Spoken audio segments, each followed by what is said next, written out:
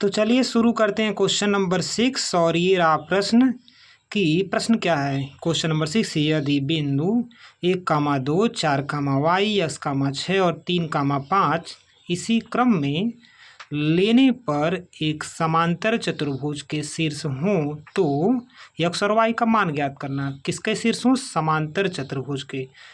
यानी कि समांतर चतुर्भुज का शीर्ष हो तो एक्स वाई का मान कैसे ज्ञात करेंगे, ध्यान से देखिए। पहले ये समांतर चतुर्भुज हो गया, मान लीजिए ये कौन सा चतुर्भुज है? समांतर चतुर्भुज है, ठीक है। नामकरण ए बी सी और क्या हो जाएगा? D. A B C D हो जाएगा।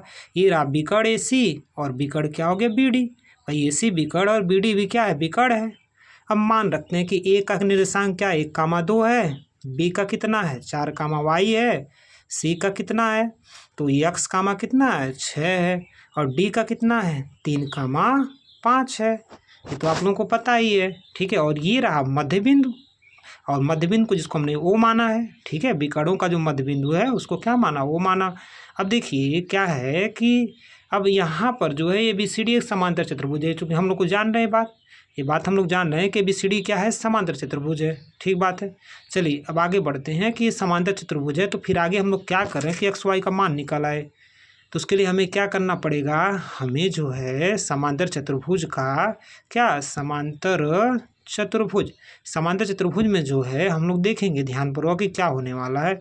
इस समांतर चतुर्भुज के जो विकर्ण हैं भाई, क्या विकर्ण, कौन कौन से विकर्ण हैं? ए सी है ना, और क्या, और या तथा कुछ भी लिख दीजिए, बी डी। ए सी बी डी क्या है? इसके विकर्ण हैं। और भाई आप लोग को तो पता है ना, जो विकर्ण है इसकी क्या? ए सी बी डी। भाई ए सी बी डी एक दूसरे को क्या करते हैं? समद्विभाजित करते हैं। क्या करते हैं? समद्विभाजित करते हैं। ये तो सबको पता है, विकर्ण समद्विभाजित करते हैं। अब इसी से आगे यही नियम लगाएंगे हम लोग कि विकर्ण एक दूसरे को समद्विभाजित करते हैं ए सी बी डी। तो यहाँ से इसको सॉल्व कर लिया जाएगा। तो चलिए शुरू किया जाए, फिर आगे क्या करना है। तो आगे का मैटर ये रहा कि मध्य बिंदु, क्या कि मध्य बिंदु। तो मध्य बिंदु का निर्देशांक आप लोग को पता ही नहीं क्या होता भाई। मध्य बिंदु के लिए जो है सूत्र क्या होता है? x1 + x2 बटे कितना होगा? 2 हो जाएगा। y1 + y2 बटे कितना हो जाएगा? 2 हो जाएगा। पता है आप लोगों को ये बात? भाई ये बात तो आप लोगों को पता है ना, x1 + x2/2 y1 + y2/2। चलिए अब आगे हम लोग शुरू करते हैं कि x1 + x2/2 y1 + y2/2 से कैसे हम लोग सॉल्व करेंगे। ध्यान से देखिएगा इसको कि क्या कि ए सी का जो है आप देखेंगे मध्य बिंदु, किसका? ए सी का मध्य बिंदु, ठीक है। इक्वल किसके है भाई? किसके बराबर है? बी डी के मध्य बिंदु के। ए सी का मध्य बिंदु, बी डी का मध्य बिंदु आपस में क्या है? दोनों बराबर है। भाई ये लोग तो आप लोग जानते ना ये बात कि ए सी का मध्य बिंदु, बी डी का मध्य बिंदु आपस में क्या होगा? बराबर होगा। भाई समद्विभाजित करते इसका मतलब है तो बराबर होता है ना। समद्विभाजित करते इसका मतलब मध्य बिंदु दोनों का बराबर है। तो मध्य बिंदु का नियम x1 + 2/2 y1 + y2। चलिए x1 1 और y1 आपको x1 1 और x2 1 + x/2। x1 1 था, x2 x, अब यहाँ 2 + 6 हो जाएगा, ठीक है ना। y1 + y2 क्या हो जाएगा? 2 + 6 हो जाएगा।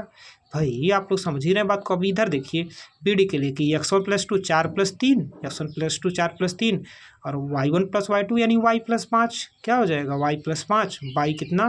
2, ठीक ना। अब आगे बढ़ते हैं। चलिए तो आगे देखेंगे कि क्या देखेंगे कि 1 + x/2, ठीक है। और 6 दूँ तो 8/2 हो गया।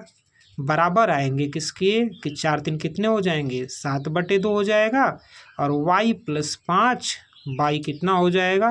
2 हो जाएगा, ठीक है। अब पहला पहले एक बराबर होगा, आप लोग तो पता है। बस पहले लिख लीजिए कि 1 + x/2 हो जाएगा क्या, और 8/2 को कितना कहेंगे? 4 कहेंगे। चलिए कि 7/2 हो जाएगा और y + 5 बटे कितना हो जाएगा? 2 हो जाएगा। अब 1 + x/2 7/2 बराबर, आप लोग को पता है कि पहला पहले के बराबर होता है, दूसरा दूसरे के बराबर तो होता है। तो 1 + x/2 बराबर कितने के?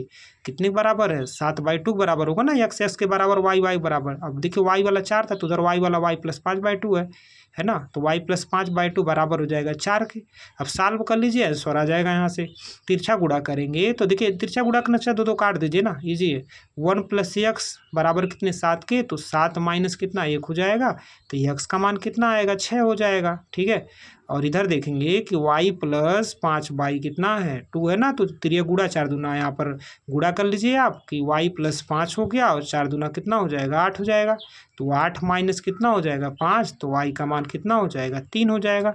तो इस तरह से हम लोग x y का मान निकाल सकते हैं। और ठीक ना, तो ध्यान से देखिए इस क्वेश्चन को और स्क्रीनशॉट ले लीजिए, इसका बहुत इंपॉर्टेंट क्वेश्चन है।